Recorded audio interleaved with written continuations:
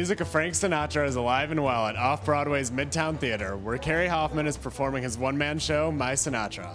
Let's go talk to the actor about his musical memoir. I've got you deep in the heart of me.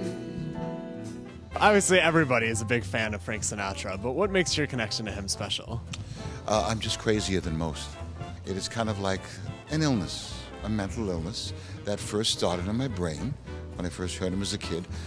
My father died when I was a young kid, and I moved in with my uncles, and my uncles were studio musicians who played for Frank Sinatra. So I heard that stuff all through my life.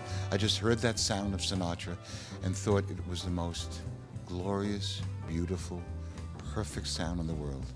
In high school, he was my best friend. Not the friends that I went to school with, it was Sinatra. I would come home to Sinatra and I'd tell him, Frank, I had a tough day. What should I do? And all of a sudden he'd start to sing and the day was okay. Let me play among the stars.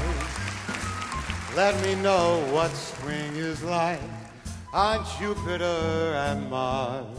How's the show different from your typical Sinatra tribute performance? The first thing is, most Sinatra tributes are impersonators.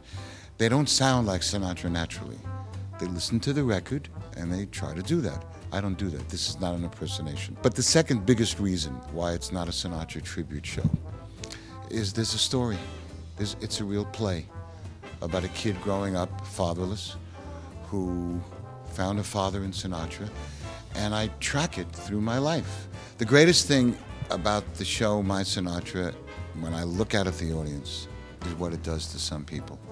How it takes them back to a beautiful, safe time. I see a lot of people, especially older people, close their eyes and they're singing along. Just like that. Because I'm evoking that.